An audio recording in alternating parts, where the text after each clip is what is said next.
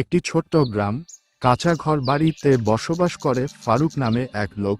সে ছিল অনেক গরিব, তার সংসারে ছিল অভাব।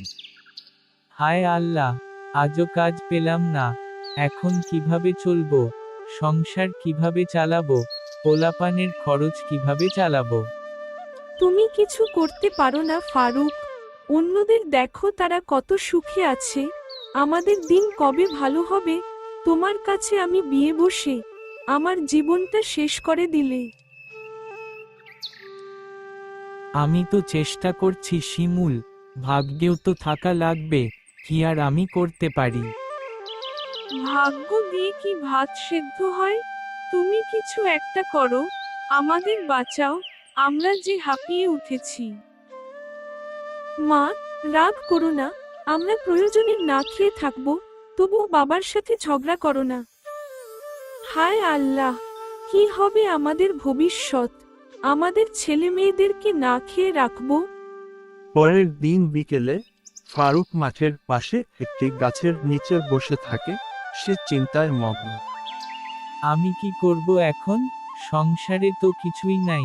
হে আল্লাহ, আমাকে পথ দেখাও, আমাকে বাঁচতে দাও।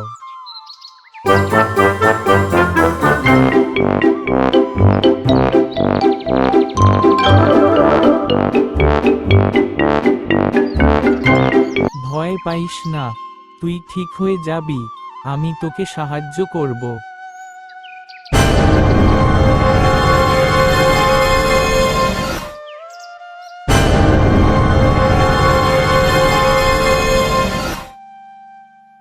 ফারুক, তুমি একজন ভালো মানুষ, ছোট প্রাণীকে সাহায্য করেছো, তাই আমি এসেছি। কে আপনি? কোথা থেকে আসলেন আপনি? আমি বনপরী, আমি তোমাদের পাশে আছি। যারা মন থেকে ভালো কাজ করে, তাদের আমি সাহায্য সহযোগিতা করি। বলো আমাকে, কি তোমার কষ্ট? আমার সংসারে অভাব, ঘরে খাবার নাই, ছেলে মেয়েরা স্কুলে যেতে পারছে না, বউ সব সময় রাগ করে থাকে, খুব কড়া কড়া কথা বলে।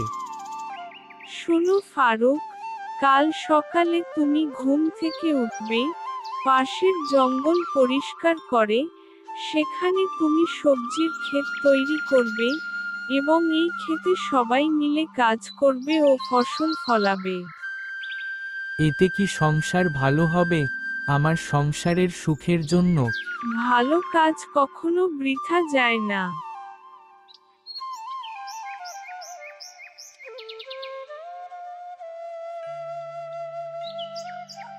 শিমুল, চলো সবাই মিলে কাজ করি, একটা সবজির ক্ষেত করি, সবজি বেচে সংসারের সব দুঃখ দূর করব।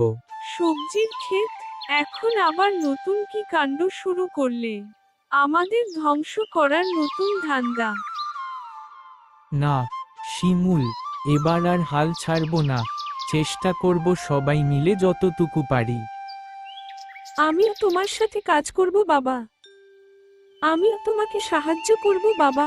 আমি গাছে পানি দিব কিন্তু।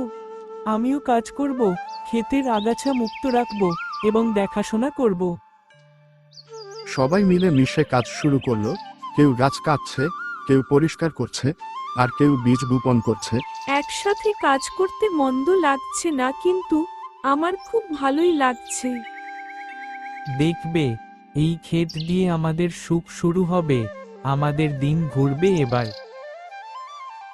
ফারুক তার ছেলেকে নিয়ে বৃষ্টির মধ্যে জমিতে চাষ শুরু করলো। এভাবে অনেকদিন কেটে গেল। কয়েক মাস পর ফারুকের ফসলের জমি ফসলে ভরে গেল। ফারুক ফসল বাজারে বিক্রি করে সংসার চালাতে শুরু করলো। তাদের সংসারের সুখ ফিরে আসলো। ফারুক, আমি তোমাকে ভুল বুঝেছি। তুমি আসলে পরিশ্রমী মানুষ। আমাকে ক্ষমা করে দিও। সব পরিশ্রমের ফল, আর আল্লাহর রহমত। এখন আমরা নিয়মিত স্কুলে যাই মা। স্কুলের বন্ধুরা আমাদের মূল্যায়ন করে। আজ আমার খুব ভালো লাগছে, আমি নতুন জামা পেয়েছি। আমি স্কুলের ফার্স্ট বয় হব বাবা, তোমার স্বপ্ন পূরণ করব।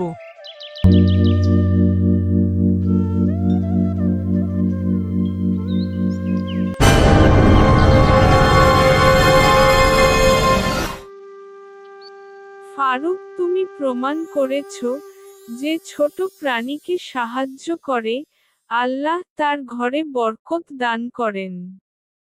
ধন্যবাদ পরি, তোমার উপদেশে আমার জীবন বদলে গিয়েছে। তোমার জন্য দোয়া রইল। এভাবে পরিশ্রম আর ভালোবাসায় ফারুকের সংসার ভরে উঠল। শিক্ষা এটাই যে পরিশ্রম করে সে কখনো হার মানে না।